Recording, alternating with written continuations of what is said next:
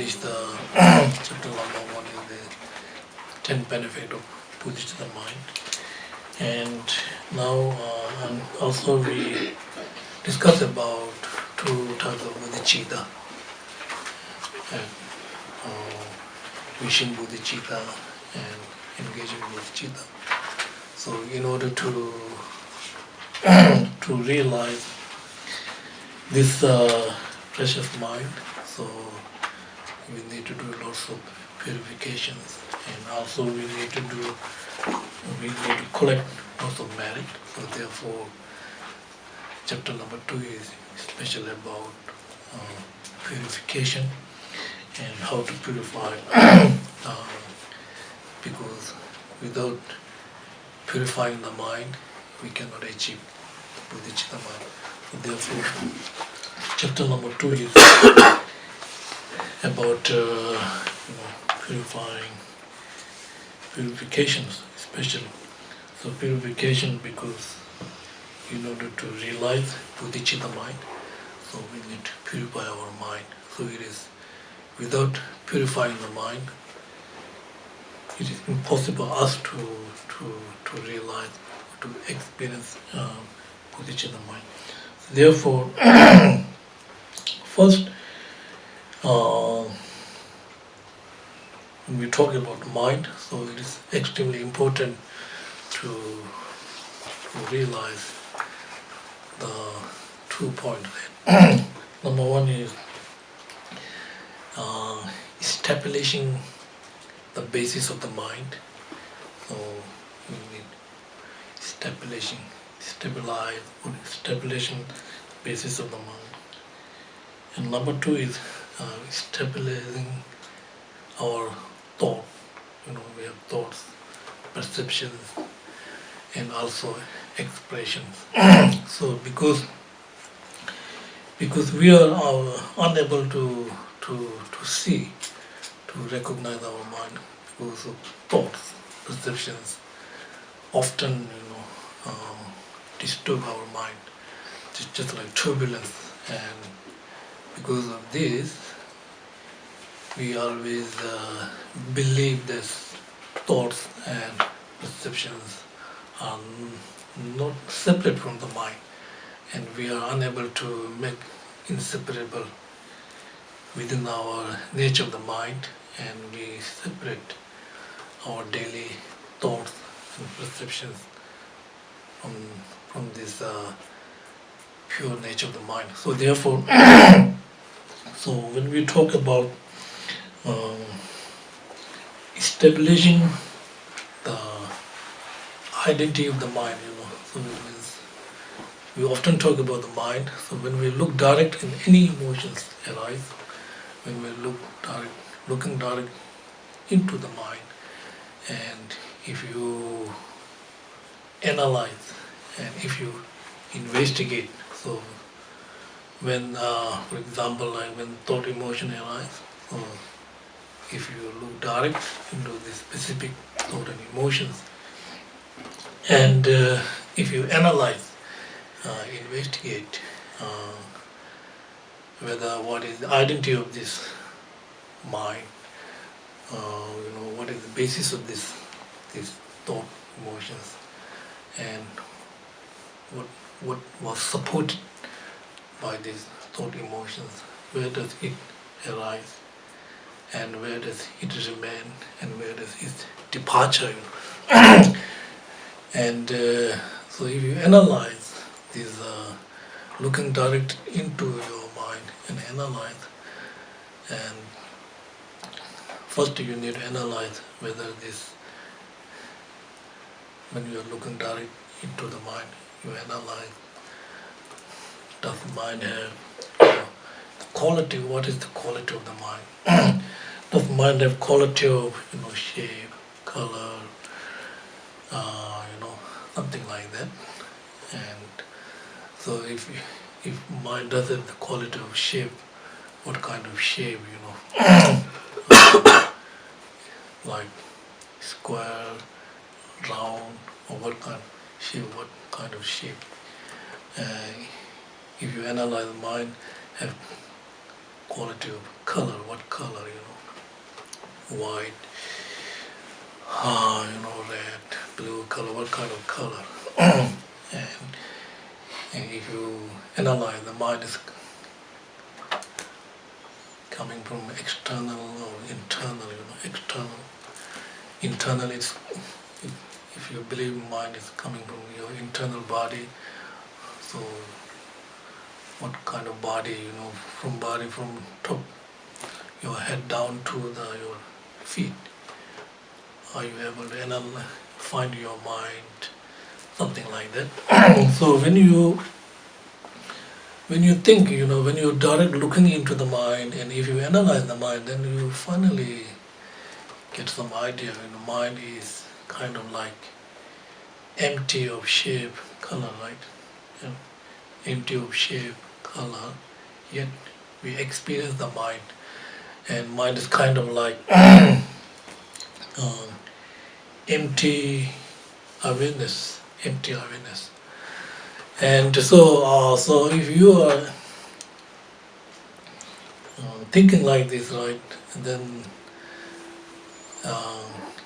mind is, through analyzing, then you realize the mind is empty. So when we talk about mind is empty, what kind of empty is like empty like space, or empty like nothingness? What we often, mind is empty, right?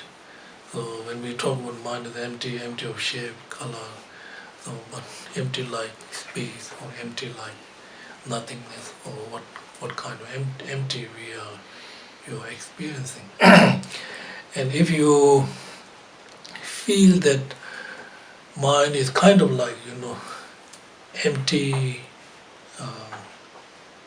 lucid, clear,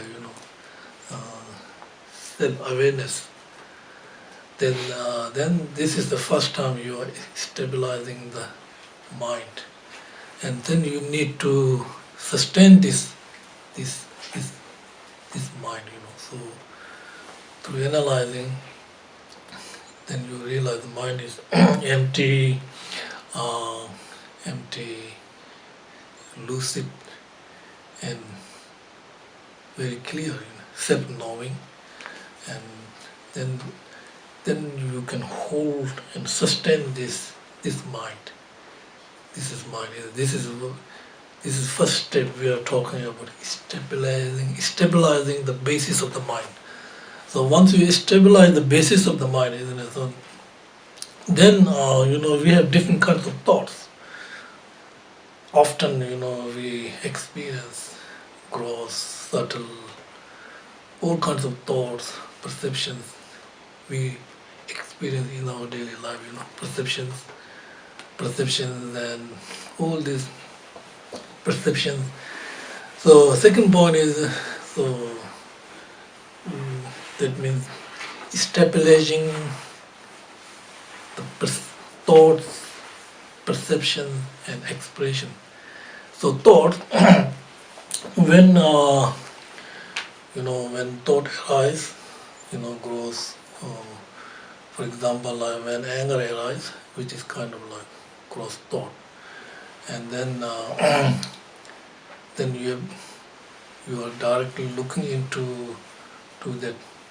So because it's not remember, this is stabilizing the thought. Perceptions are not like not like creating ordinary anger. Ordinary anger is nothing. Because we already stabilize empty awareness, and you sustain this mind within this empty awareness. Then thought arises, right? So like anger arises, or perception arises, and then so you need to analyze. You need to analyze for example, like thought, anger. You analyze the anger. Shape, color, what quality. What. Things are just like different karma. Like when we have when our mind is not purified, then we experience different kinds of karma, karma, we experience different thoughts, different perceptions. And so this is, for example, like when you have, clear mirror, right? Clear mirror. When the clear mirror is touched with the blue color, so it appears like blue, blue. And when the mirror is touched with, you have clear mirror, and then this clear mirror is touched with blue color. So it seems to be blue, right? When the touch with the red color, it seems to be red. But in fact, this mirror, identity of mirrors never change, right? It's always clear. So similarly, when the mind is very clear, when our mind is clear, then we are able to see these perceptions and thoughts are inseparable with the mind. When the mind is not clear, so then we make separate, just like waves in the ocean.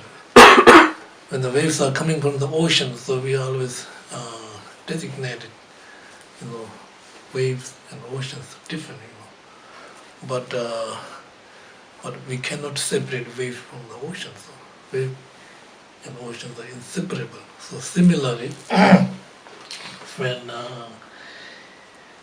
when thought or perceptions arise, so we always separate from these basic clear nature of the mind. So therefore, number two, purifying means we need to purify our mind, isn't it? So this is one. When we are able to stabilize these perceptions, thought, perceptions, and expression, then we have four types of meditation. Is number one is resolving thoughts of mind. Number two, resolving perceptions of mind. Number three, analyzing calm mind and moving mind. And number four is experiencing all our non-arising natural state of mind. So this four meditation is very good for identifying the mind and very good for purifying the mind. So number one is the resolving thoughts of mind, isn't it? So resolving thoughts of mind is because we are directly looking into the thought, right? And because within this empty awareness mind, we create the thought. It's not like, within this empty awareness, remember? So when you analyze the mind, shape, color, empty, and later you are able to recognize the mind nature is empty, lucid, self-knowing, self-liberation. And you sustain this mind, and within this empty mind you create this thought, anger, and directly looking into the thought. When you look, so this is what we are talking about, resolving thoughts are mind. So you create empty awareness and you create this thought of anger, and your mind is directly looking into this anger mind. And when you look directly and then you analyze this anger, where does it arise, where does it remain, where does it departure or dissolve. So you may think it arose from the empty awareness, right? Because within empty awareness we create this thought, right? So you may think that anger arose from the empty awareness. So then question arises, if anger arises from empty awareness, means this anger, you create this anger, right? with this anger itself is empty awareness, or mind itself became to the anger, So question arises, remember, so within this resolving thoughts are mind means within this empty awareness you create the thoughts of anger and directly looking into it, and then you are analyzing, arising, remaining in departure, and then you may think it arise or arose from the empty awareness mind, and then you may ask question, this anger itself became empty awareness, or empty awareness became anger, you may have kind of this, and then you will analyze, right? You will analyze remaining anger. It means now this anger is created by this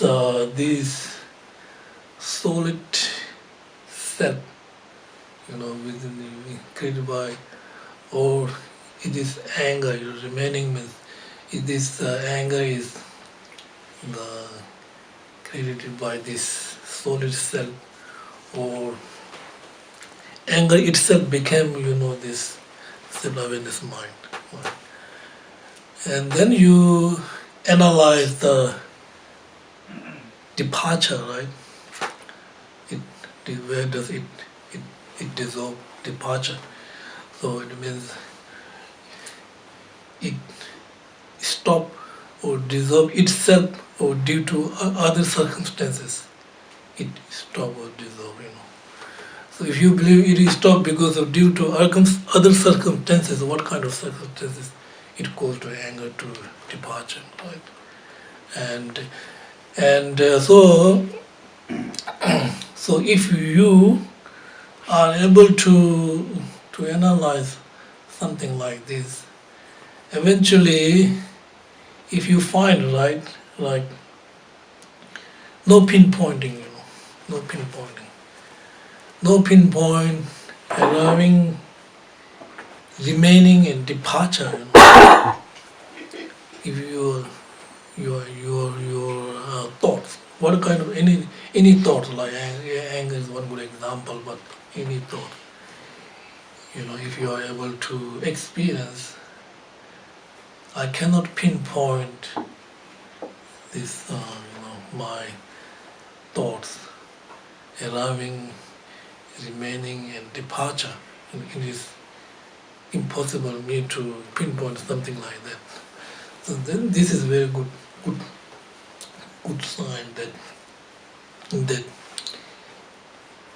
you are able to transform this thought one with this identity or the nature of the mind, isn't it?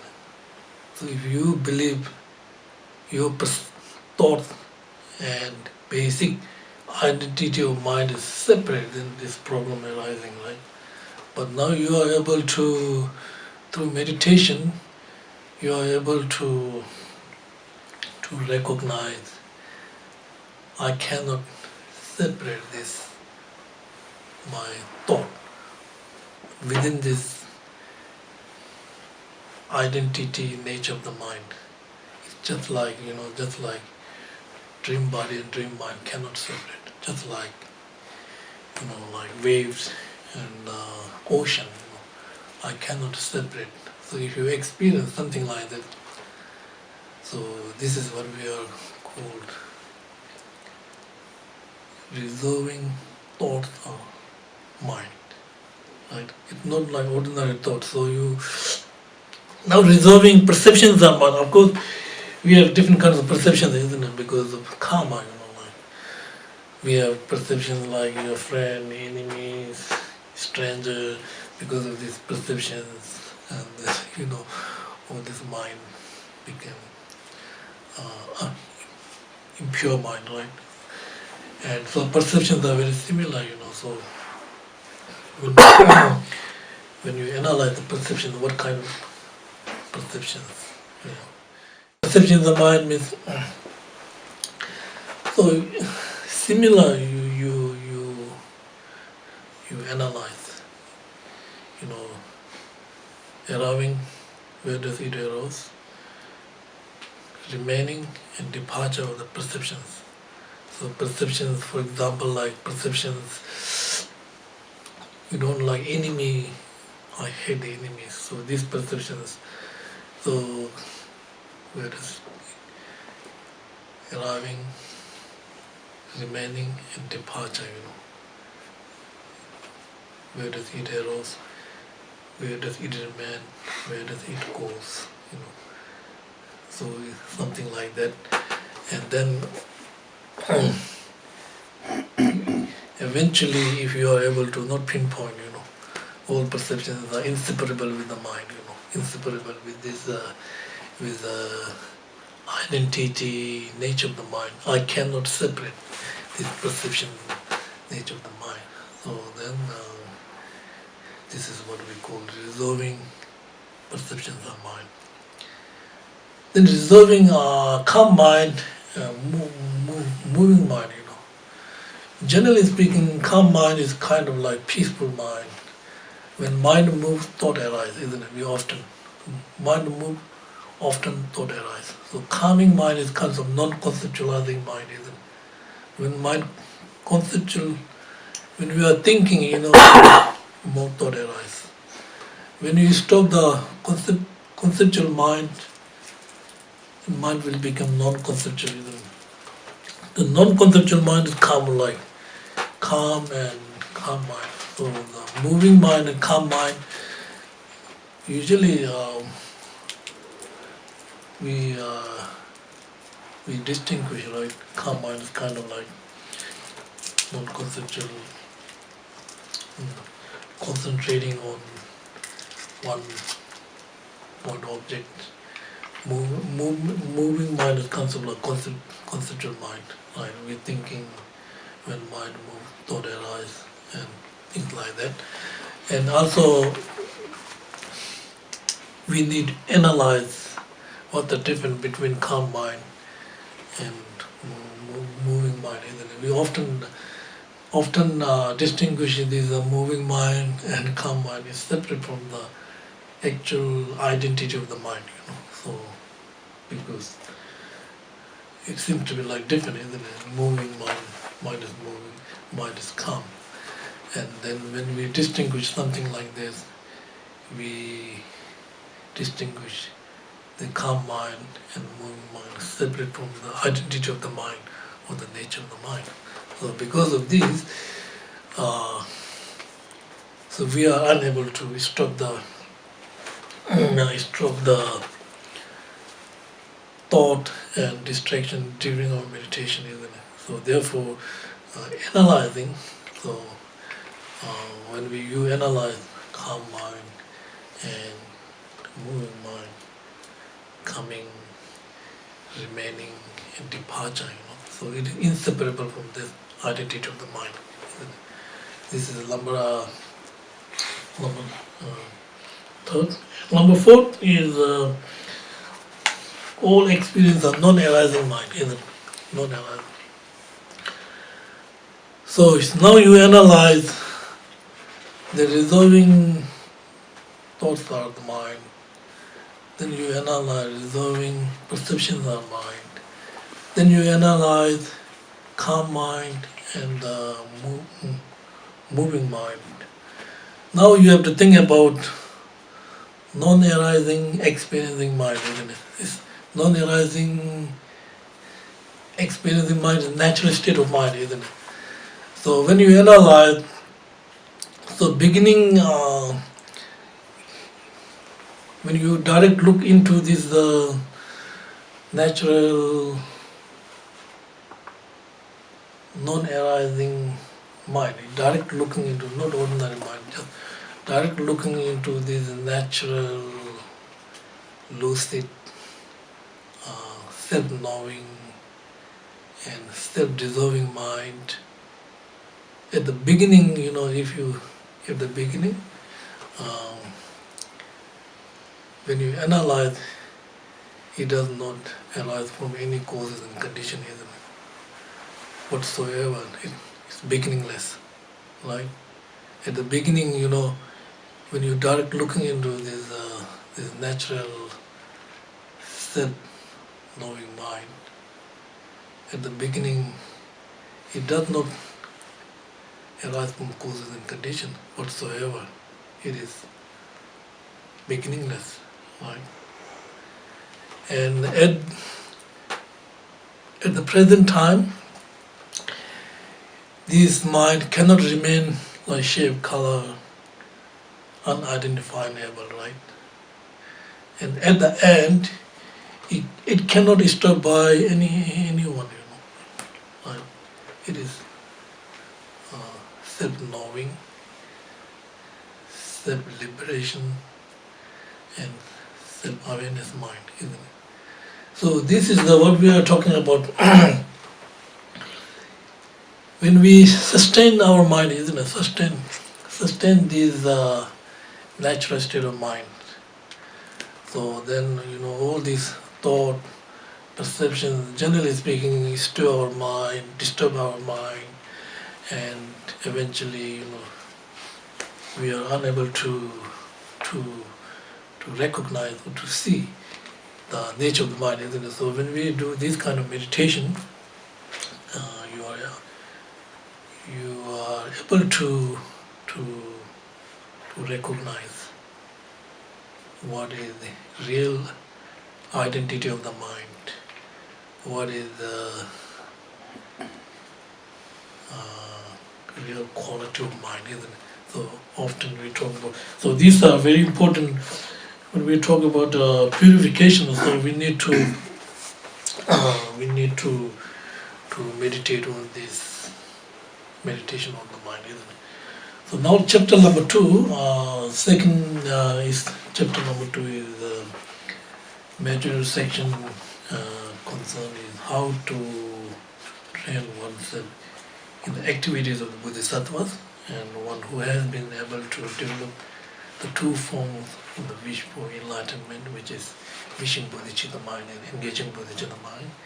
So this section has two parts. Number one is how to acquire the wish for enlightenment, and number two is how to train oneself in the perfections, so 6 perfections, which are the activities of the Bodhisattvas.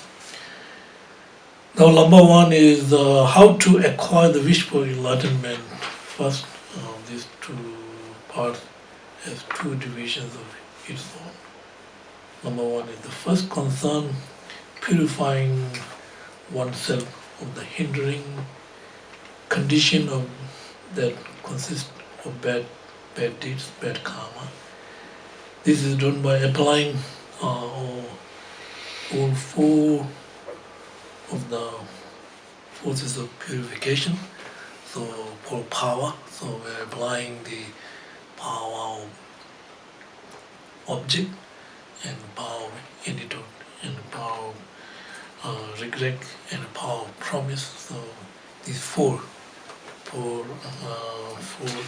application in order to purify the karma. So we need, and one has already performed the preliminary practice. For example, like prostration, offering, and going for refugee. The second concern, the actual practice of the acquiring the wish for enlightenment. Once there's already complete actions of accumulating conducive conditions, which is done through the various practice, which begin with rejoicing, and in true we have 7 limb prayers. Now we will explain the first of these 2 divisions into 2 steps. Number one is the explanation of the actual text of this chapter number 2, and number 2 is the explanation of the chapter's name.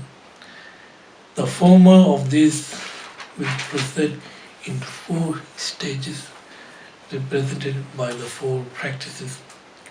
Number 1 is of offering. Number 2 is prostration.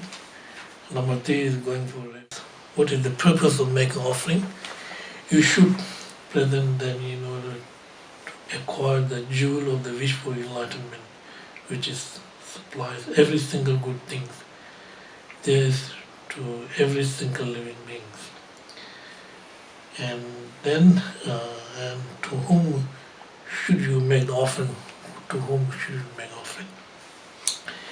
They should be made first of all to those who have gone that way, and then they should be made to the holy jewel of the Dharma, so called because it is Dharma of holy realizing beings.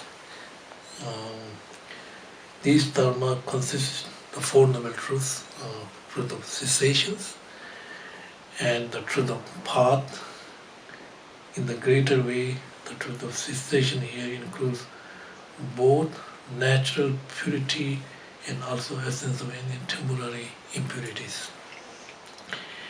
And you should finally make offering to those great ones who are like ocean of high spiritual qualities, to the son and daughters of Buddha and Bodhisattvas, who are realized beings such as the Lord Loving Eyes, for example, like Chandrasik, Buddha of Compassion, and Gentle Wise, the Buddha of Wisdom, Manjushri. We will discuss the kind of offering now into three parts. Right? Number one is the offering of things which have no owner, so no owner you can offer. Number two is the giving of your own body for the others, doing good things for all. And number three is offering of things which you emanate with your own thoughts. You can create it. For the first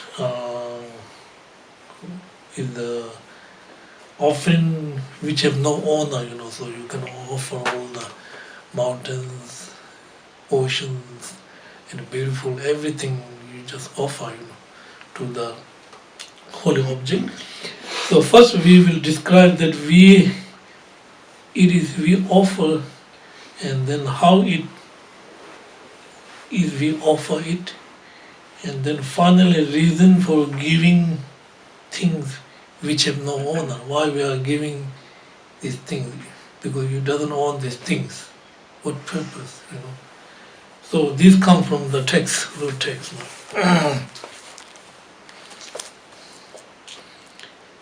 So number one, we describe that we offer, and we offer, right? We have offering, we have no owner, right? So we will go with the text number one here. In order to see that precious mind, right? This is talking about precious mind, is the precious, is the Bodhicitta mind. I offer now to the Tathagatas. The Tathagatas means the Buddha, enlightened beings, so who completely purify not only afflictive emotions, but even the imprint, subtle dualistic everything, So Buddha is purified, mind is completely purified, just like, remember, self-knowing mind, self-awareness mind. All, no matter what kind of thought, perceptions, all dissolve into the self-knowing mind. So there's no arising, no remaining, no departure, cannot pinpoint either. So that means Tathagata means Buddha, to the secret Dharma, Dharma. So Dharma is, which is like Four Noble truth of cessation, and stainless jewel, and to the disciples of the Buddha, of the oceans of excellence. Whatever we are offering, whatever flowers, fruit there are, and whatever kinds of medicine, whatever jewel exists like gold, silver in this world, you don't have to own, but you can offer. And whatever clean, refreshing water, like was gem encrusted mountains, forests, groves, quiet and joyful places, heavenly tree bedecked with their flowers and tree with fruit laden branches, fragrance of the celestial realms, incense, wishing trees and jewel trees, uncultivated harvest, and all ornaments that are worthy of being offered, lakes, pools, adorned with lotus, and the beautiful cry of wild geese, everything unowned within the limitless sphere of space. So you can offer like this, oh, this beautiful ocean, water, you don't own, but you will offer. So this is the number one, this is right. So now here is the oh, no, not finished yet, so not finished yet. Are you guys boring? Good.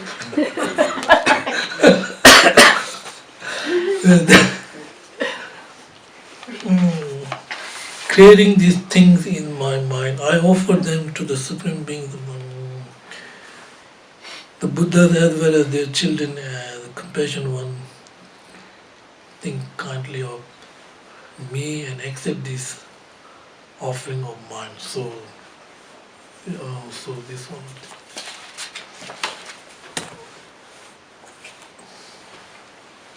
Now this is this commentary. So commentary usually give these things in the world which have no owner. Give flowers like the lotus. Actually, lotus symbolizing, lotus is born from the mud, but it's symbolizing, renunciation, and give the fruits of the trees like the olive, as many as exist everywhere. Then give all the different herbs of the earth, champa and like, as many as there may be. Give each and every precious substance contained in the planet, like gold, silver, anything of the sort. Keep all the pure and lovely water in every ocean, lake, and other bodies of the water that exist. Give the 8 precious mountains of the gold, all the rest, and to give all the forest. Give all the quiet places of refuge, all the lovely sports, all the many kinds of plants, each studded with a variety of jeweled flowers, each adorned in beauty. Give all the trees whose branches are bent low under the weight of fine ripe fruit. Give all the fine fragrances and incense that exist, whether they be natural or concocted or transformed, and include even those which are found in the worlds of the pleasure beings, serpent beings, and the like.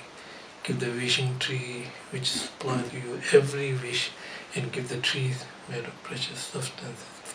Give lovely lakes and bathing ponds, one that grant every desire be decked with the lotus blossoms, and give the water birds who live upon them in all their beauty, singing their splendid song. Give every kind of grain growing of its own accord, without ever being planted of these, and offer any other lovely object which is worthy of presenting to the jewels. Certain authors who fail to understand the commentary have explained order of the root text in different ways. So this is the commentary. Commentary. Okay, bit boring, right? Do you guys have any questions? And the mind itself? The quality of the mind is, remember, quality of the mind is,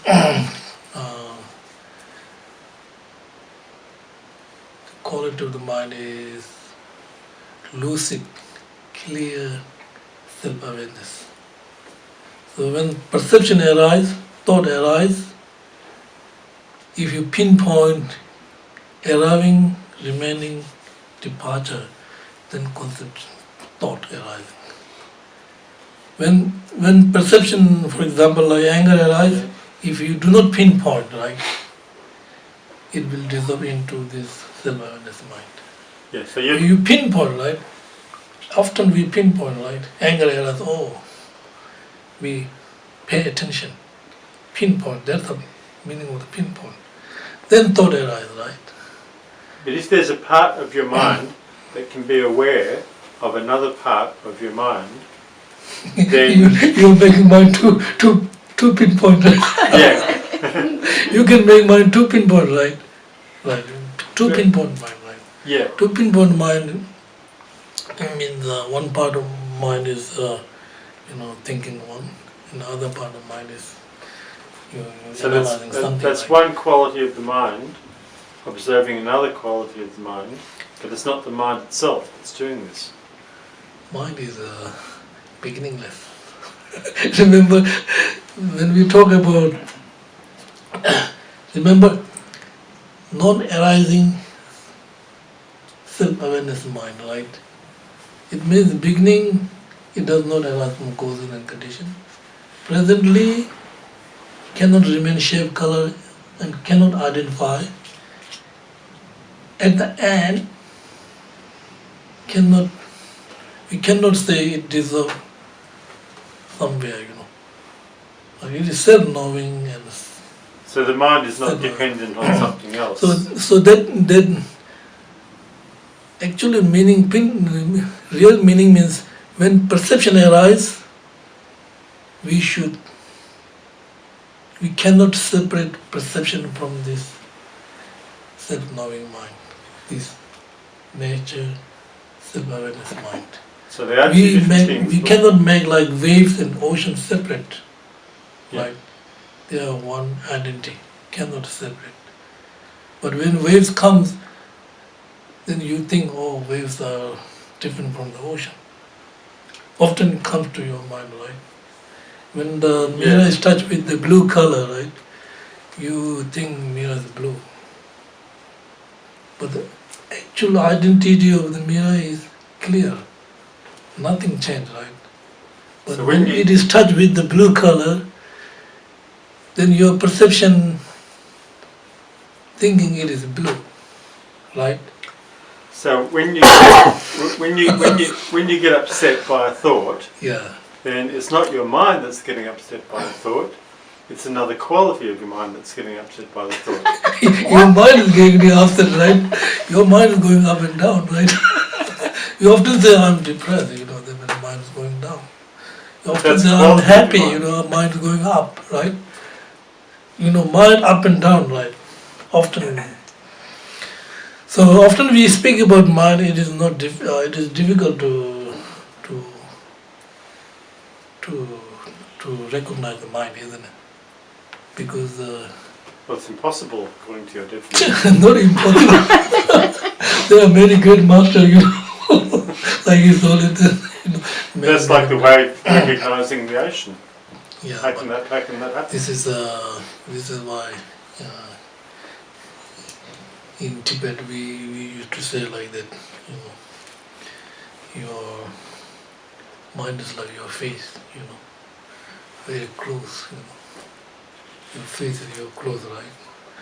You can't see your face right now. But you need to see your face, mirror, right? Mind is always we use mind, close.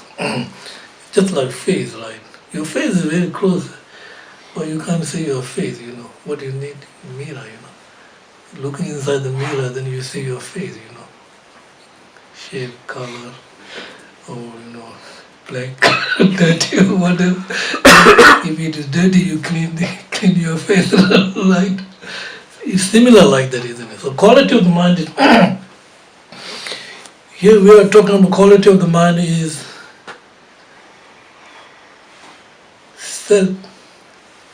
lucid, natural, no pinpoint anything, no accepting, no rejecting, nothing, It is natural, but difficult to find. Thank you.